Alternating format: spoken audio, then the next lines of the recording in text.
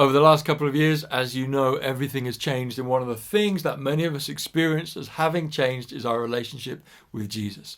Lots of us are feeling like we miss him. These are a series of 5 encouragements that might help you find him again.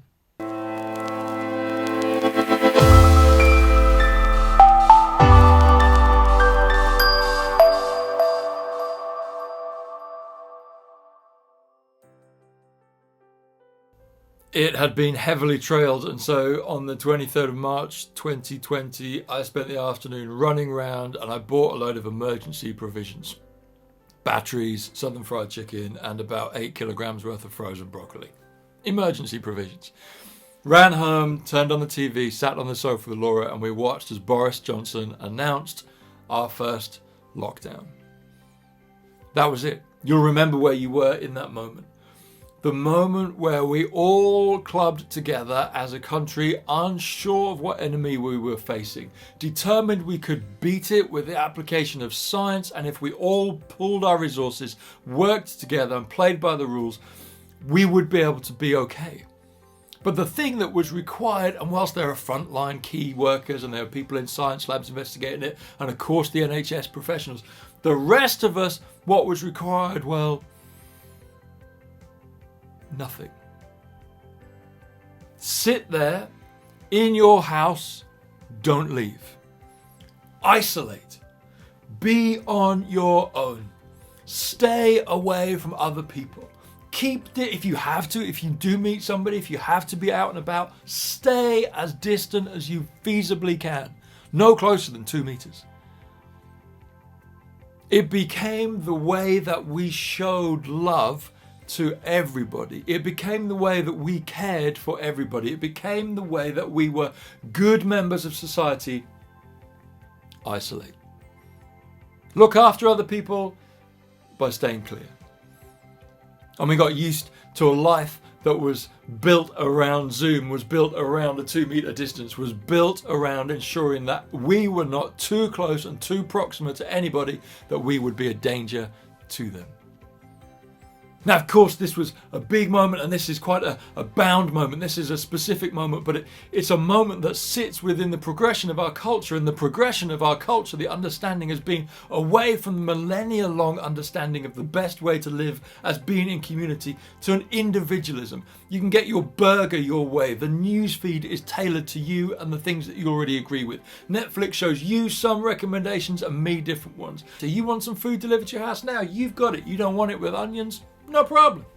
So we have this creep in our culture which has been towards a hyper-individualism for a long time, and then there's this boom, this big moment where it says, in order, not this isn't a preference thing anymore, but in order to show love, in order to be protective of others, in order to be a good member of society, isolate. Be on yourself. Keep yourself away from others.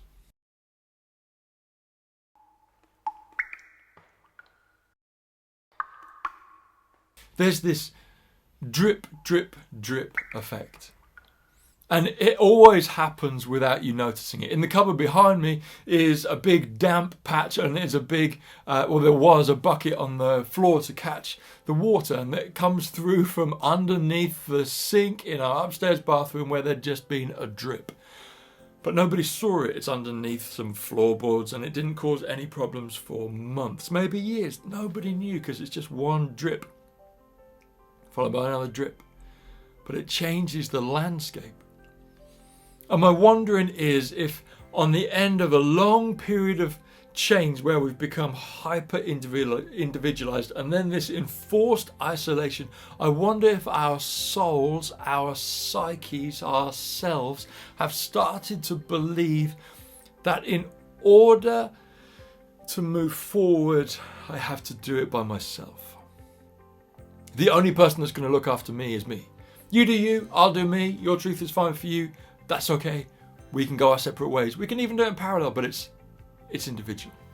I wonder if the progression of our culture and the narrative of our culture, coupled with this boom moment where we had to isolate, has made us believe, even if we haven't thought about it, that I have to put on a face to other people.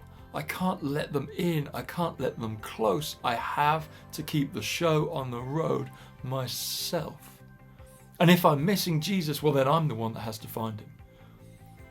And some of us know the burden of the crushing weight of that expectation, the loneliness that loads us up with, to go against the entirety of our humanity's makeup, everything we've understood to be true for thousands of years, in the last few years and in the last couple of years especially, be told it's just us, it's just you, it's just me, and we're individuals, and the best way to go forward is on our own.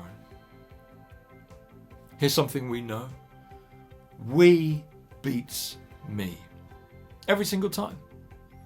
The dark is scary until there's somebody in the dark with you. I mean, as long as you wanted them in there, not as long as you're thinking, there's somebody else in here. If you're in a boat, it's much easier to row with other people. A dinner party on your own, even for introverts like me, sucks. It's better with other people. It's messier for sure. It takes longer for sure, but it's better. We beats me. And so I want to encourage you.